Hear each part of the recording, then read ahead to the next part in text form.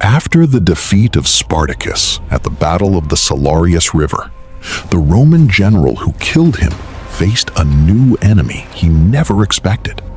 And this is the story of what happened to the man who ended the slave rebellion of Rome. My name is Marcus Licinius Crassus. I owned a third of Rome. Every house, every street, every fire that burned in the night, I had a hand in it. But this is not a story about my wealth. This is the story of the day I learned that wealth was not enough. For 2 years, a slave named Spartacus broke Rome. He destroyed army after army, gathered 70,000 men, humiliated our greatest generals, until the Senate panicked. And because no one else would take the war, they came to me. I rebuilt the legions with fear.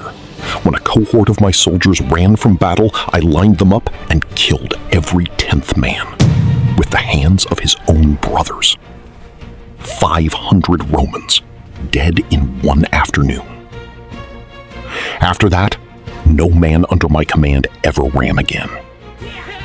I hunted Spartacus to a river in the south of Italy. He died with a sword in his hand. His body was never found. 6,000 of his followers I took alive, and I nailed every one of them to a cross. One cross every 40 paces for 350 miles, all the way to the gates of Rome. A road of dying men. A warning that would last 100 years. I waited for Rome to give me what I had earned, a triumph, a name that would never die. But Rome gave it to another man. His name was Pompey. He had nothing to do with Spartacus, but on the road home from Spain, he met a few thousand slaves running from my battlefield, and he killed them. Then he wrote a letter to the Senate. Crassus won the battles, he said. I ended the war. And Rome believed him. He rode through the city in a golden chariot. I walked behind him on foot. I went home in silence. But silence does not last forever. I had the wealth. I had the legions. What I did not have was a name so big that no man could ever steal it from me again. So I made a pact with Pompey and with a younger man whose eyes were sharp and hungry. His name was Julius Caesar. 3 men, 1 Rome. History would call us the Triumvirate. Caesar went north to fight wild tribes in Gaul, and his name began to spread.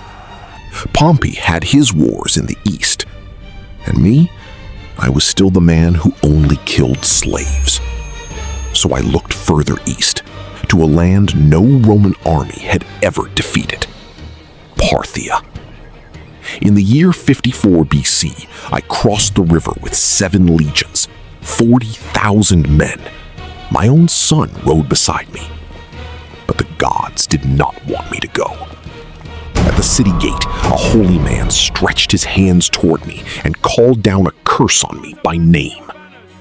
I kept marching, because I was Crassus, and Crassus did not turn back. Deep inside Parthia, a local chief came to me, smiling. He said he was a friend of Rome. He offered to guide my army the fastest way to the enemy. I trusted him. That was my mistake. He led us away from the rivers, away from the towns, into open desert. And then he was gone. Then the enemy came. 10,000 horsemen against my 40,000. It did not matter. Every one of them carried a bow. They circled my legions like wolves, and they shot and shot and shot. We locked our shields. We waited for them to run out of arrows. But camels brought more. Endless arrows.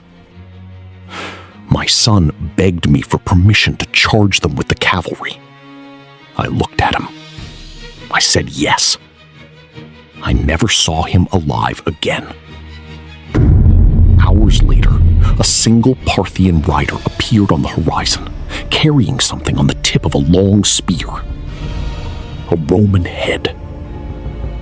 My son's head. He held it high so I could see it clearly. I did not move. I did not speak. The army around me began to break.